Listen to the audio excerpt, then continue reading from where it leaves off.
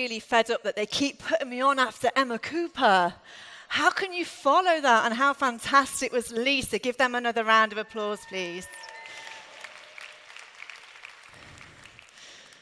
So how's everyone doing? Good? Fantastic. So, who am I? My name is Ange Loughran. And yeah, I'm from the UK, but I haven't actually lived there since I was 21, and I'm now 38. I've been lucky enough to live in some fantastic places around the world. Egypt, Jamaica, Belgium, Holland. Anyone from Holland in the room? And I finally settled in the Canary Islands. And actually, when I first arrived in Spain, I had studied Spanish, but I hadn't mastered Spanish, and I hadn't spoke enough Spanish to get a job. And I love being an employee. I always loved every job that I ever had, but actually when I came to Spain, I couldn't get a job. So I began cleaning. In the daytime, I was a cleaner, and in the evening, I was working in a bar. And I loved those jobs. I've loved every job I've ever had.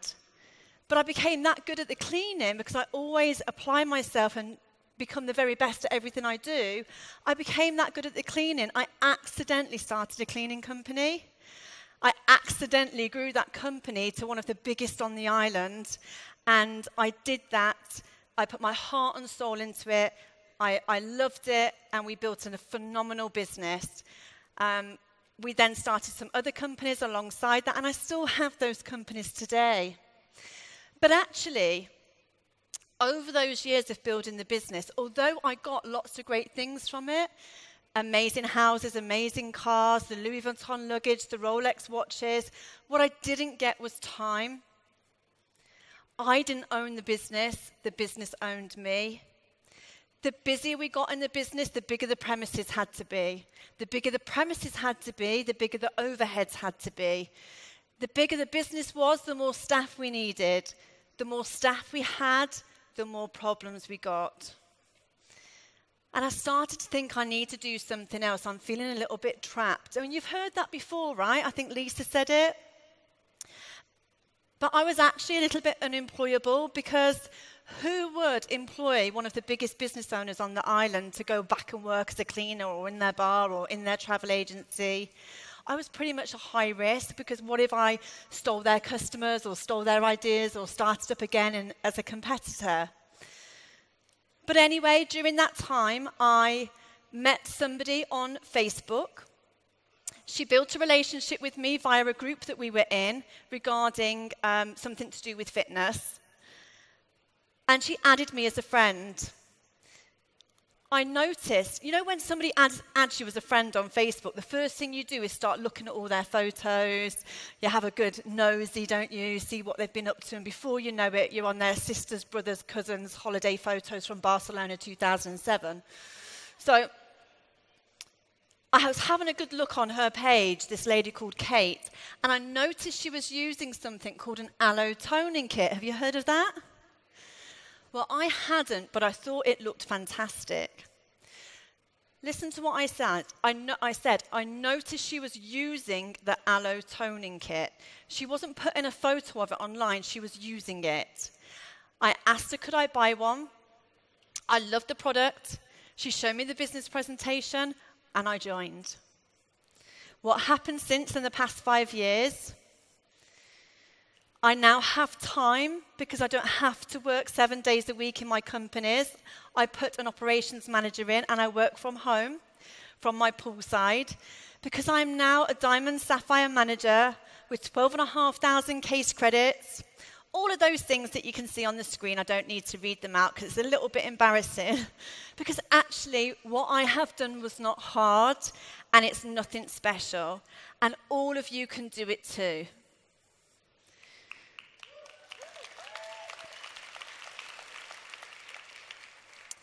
You know, I first stood on stage at the Global Rally in Hawaii. I think it would be 2013. I hope I've got that right. And the Global Rally in Hawaii in 2013 was my first speaking gig. Some of you may have seen that training, the Facebook training. And I'll let you into a little secret. I'll let you into a little secret. I had not qualified for that rally. That year, I was a senior manager in 2013, and I had done 1,349 case credits. But I had got in the wildcard way of chairman's bonus, and I had no idea how I got there. But I was on stage speaking on social media. And you know what? Like FK said earlier, what I said in that 20-minute training is all you actually need. And I don't want to repeat that again, because still I think that people aren't watching and implementing those very, very basic bits of advice. And it's so, so basic. So just go back and have a look at that one. And let's take you through some do's and don'ts. People are still scared of using social media. It's the most simple thing in the world. When you take away the fact that you are behind a computer or behind a telephone, if you take that away and just realize it's people to people, that's all you need to know.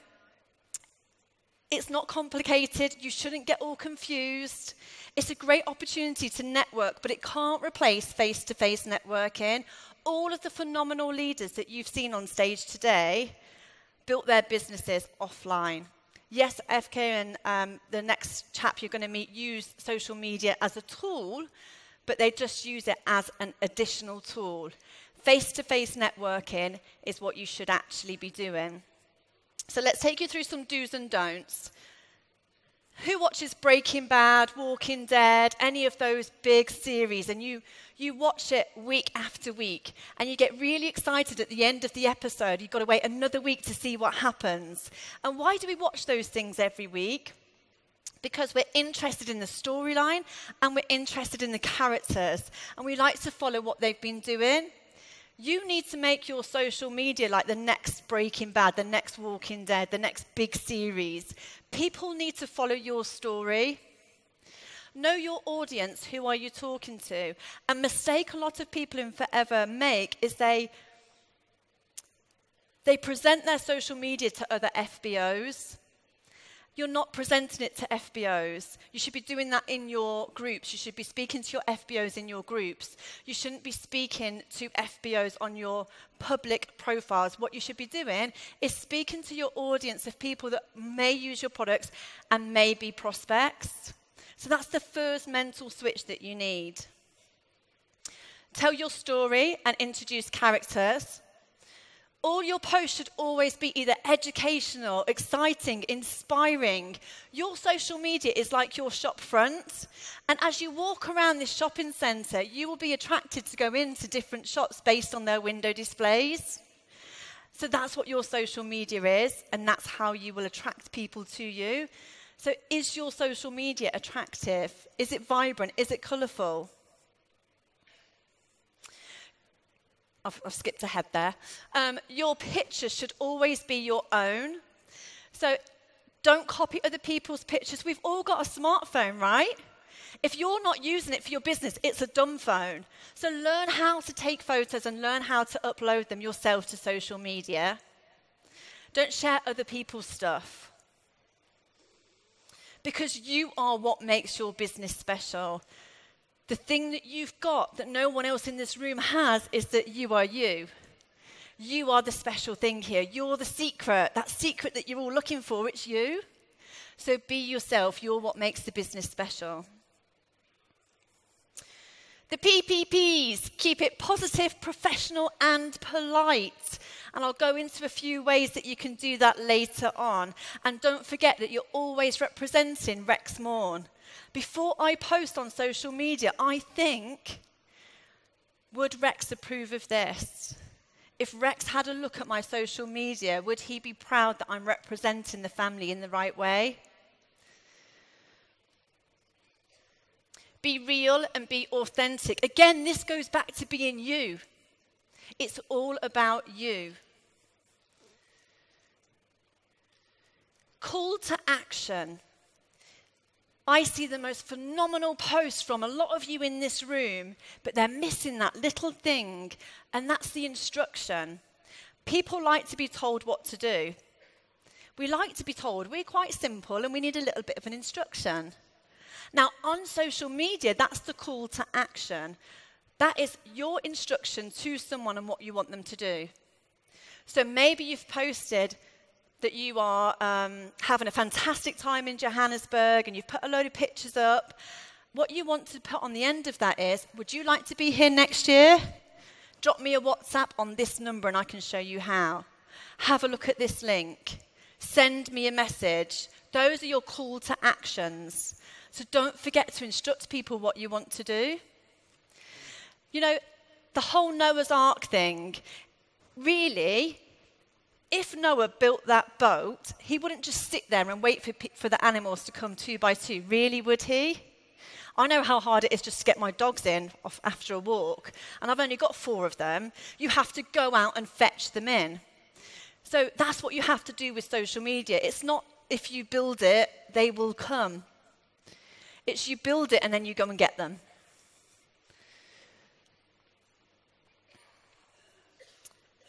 Network and support your local community. Always use small independent businesses for everything that you do in your local community. Shop local and support your local businesses. Somebody was saying to me, well, how can I make this work for my business? First of all, you should never, ever expect anybody to support you if you're not supporting them. So in my village, I use the local printers. I don't use Vistaprint or Moo, whatever they're called, moo.com, or any of the big online companies. I use my local printers for my business cards. And when I'm happy with the service, I post about it and I tag them into my social media so that they can get other customers. I use a small local company to clean my car. I use a small independent lady to do my nails in her independent salon. I don't go to the big chains. I support small local businesses. And in turn, they support me.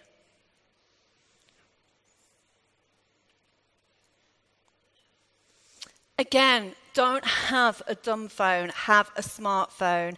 Make sure that you are uploading what's going on in your life. Not absolutely everything. I mean, there are only so many times we want to see your lasagna per week. But we as people are nosy, we're intrigued, and we want to have a little peek in people's lives. That's why we watch these reality TV shows, because we're nosy. So don't forget to share. Don't be shy. Don't think I'm not interested. You are. I stalk many of you on social media. I have a good nosy at your profiles. I might not like your post, but I'm there watching. It's really important that you understand the compliance rules with regards to your forever business from your country, because the effect of you getting that wrong could affect every single one of us in this room. So really go and make a point of contacting your office and finding out what the compliance is with regards to online advertising, what you can and can't say, particularly medical claims and earnings claims and things like that, and make sure that you are leading the way and being completely compliant. Don't spam. What is spam? So spam is when you are constantly posting things like join my team, join my team, join my team, when you are tagging people into posts that you haven't asked them to be tagged in, when you are opening a group on Facebook and adding everybody to it, that is just rude. Would you open your front door of your home, grab a stranger in and make him sit down and have a cup of tea? You'd be arrested. And that's the same as when you open a Facebook group and add everyone into it. It's just rude, it's not polite, it's spam. Sending people endless message after message after message on social media. Copy and paste, copy and paste. There is no room for that in our business. We're in a person-to-person relationship building business. So make sure you're not spamming people. Don't be negative or share negative pictures or videos. No moaning, no bitching. Am I allowed to say that? No, I've just done it. I see a lot of people sharing things about animal cruelty or, political things that they feel strongly about and horrible images. Rather than share images of animal cruelty, why don't you get off your butt, go down to your local animal sanctuary and volunteer and make a contribution to your local community and post about that.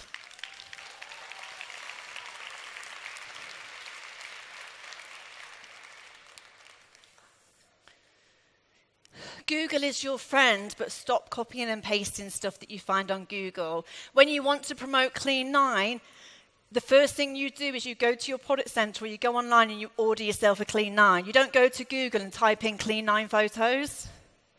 Okay, so it's all about you and your personal use of the products. Do you remember what I said, how my upline recruited me? She was using the aloe toning kit and sharing her experience online. Had she have just posted a stock picture from Google of the aloe toning kit, I'd have scrolled straight past it. Don't use it as your only tool. You know, I saw the sister of Emma Cooper get off her plane, walk past a shop, catch the eye of one of the ladies in the shop here in the shopping mall, and she said, "Ange, it's lovely to see you, but I really need to talk to that lady because I used to own a salon once, and I know she's really busy and our opportunity can help her. I'm going to go and give her my number." She was tired. She just got off the plane. That's what networking is, never missing an opportunity to help somebody.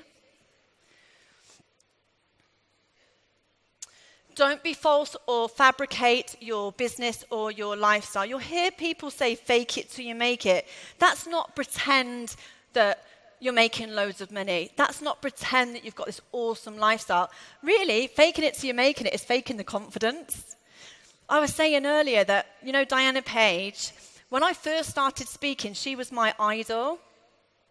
And I used to stand behind the stage, petrified, and I would say in my head, "I'm Diana Page. I'm Diana Page.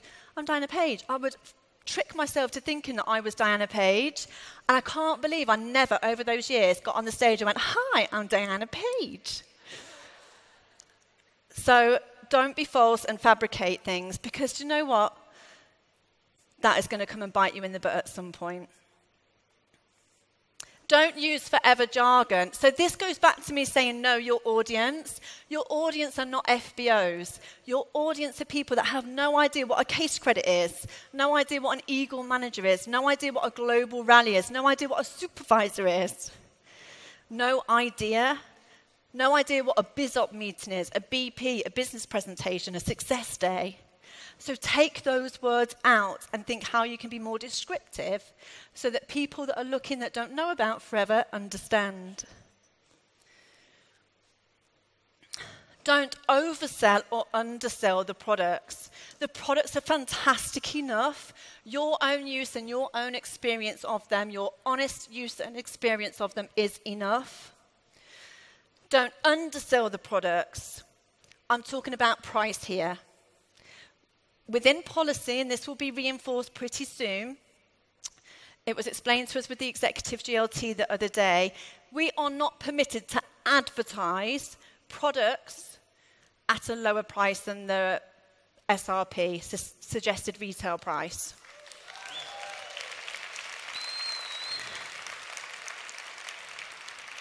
And it's up to you, the leaders of this company in this room, to pass that down to your teams and to monitor it within your teams, okay? It's your job. Are you with me?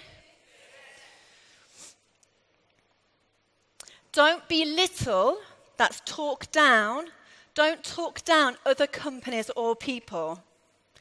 I have seen posts where people are comparing our product with somebody else's, comparing our marketing plan with somebody else's, comparing your lifestyle with somebody that's got a 9-to-5. It's not acceptable. There is no place for that within Forever. I see a lot of people posting posters on their Facebook that say things like, "One day you'll ask me how I live like I do, and I will say I tried to show you." It's just rude and it's arrogant. Remember I told you at the start of this, I loved every job I ever had. I fell into business. I never wanted to be an entrepreneur or a business owner. I loved my 9-to-5s. Some people feel trapped in their own businesses. Some people feel trapped in their 9-to-5s. And if we can help them, that's fantastic. We believe we've got a better way. But you don't belittle somebody that actually enjoys going and doing their job. My boyfriend is a pilot. He has wanted to be a pilot since he was a little boy. He grew up drawing planes, watching planes. He has his dream job. He loves it. He goes, he flies a plane, he comes home, he doesn't have to do anything else. That's perfect for him. The husband of FK, who you saw earlier, he said to me backstage, ever since I was 2 years old, I wanted to be a pilot. Ever since I was 2 years old, I wanted to work for a Dutch airline. He said, we don't have to work for anyone else anymore, but I'd still do it because I love it, and I can't see myself ever leaving KLM. I really admire that. So don't talk down people that still want to keep their professions, that still want a 9 to 5, that aren't interested in our opportunity.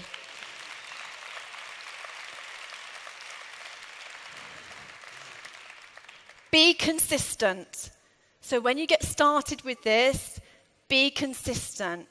I have taken a little bit of time out recently because, sadly, my dad was killed in a horrific cycling accident exactly 6 months ago today. And I took some time out. But what I did is on my business page, on my Facebook business page, I scheduled all of my posts until June. So I decided what posts I was going to make so that I didn't just disappear off social media. So quotes and pictures and interactive posts. And on Facebook, on your business page, you can put what day and time you want those to appear. So I was never offline. So to my customers and to my prospects and forever FBOs who follow me for inspiration, I didn't disappear. So no matter what's happening in your life, be consistent on your social media. So many people do it for a short period of time and then something stops them and they're not consistent, or they think it's not working. It is. People are watching. And don't forget, it's not about how many likes you get, it's about how many lives you change.